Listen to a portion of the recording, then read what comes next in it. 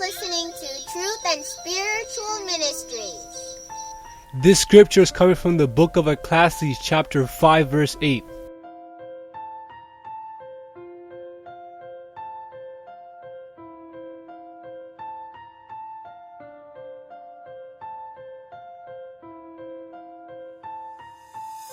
If you see the poor oppressed in a district and justice and rights denied, do not be surprised at such things, for one official is eyed by a higher one, and over them both are others higher still. The increase from the land is taken by all. The king himself profits from the fields. Whoever loves money never has enough money. Whoever loves wealth is never satisfied with his income. This too is meaningless. As goods increase, so do those who consume them. And what benefit are they to the owner, except to feast his eyes on them? The sleep of a laborer is sweet, whether he eats little or much, but the abundance of a rich man permits him no sleep.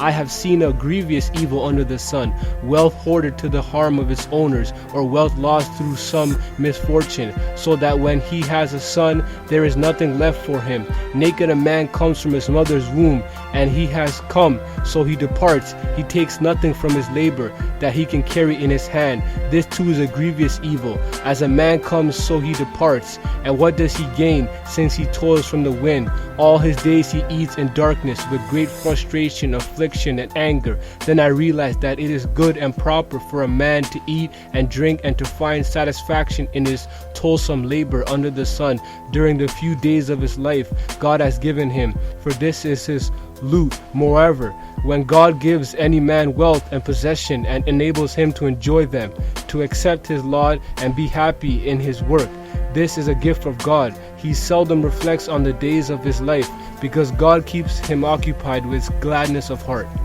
This well-presented scripture is written by King Solomon, who was given absolute wisdom and knowledge over every great mind to step foot in our planet of Mother Earth. His name Solomon comes from the three esoteric words configured into one meaning, light, which to the ancients always meant great wisdom. Riches is meaningless, says Solomon. Many individuals in today's society are completely taken over by the love of money, not knowing that even you living an entire life in love to money, you still won't gain a percentage of satisfaction, because it's an addicting drug more than it is a valued asset. As to begin with, many individuals cannot even grasp or bother to obtain reasons for why wealth controls our world, but one must really dig deep within their soul and take a step back into history, where there was human life without the green dollar bill that we all strive for. As it is written in the scripture, naked a man comes and naked he shall depart. So where is the value in our possession, or in other words, money? Well, you then begin to discover that we give money value, and the more we continue to give our life to it, the greater of a separation we as humans will continue to have with the great divine spirit, which the ancients very well were familiar with. Lastly, he states clearly that why is it that man cannot begin to comprehend that life on this earth is a few days in relation to the life of God.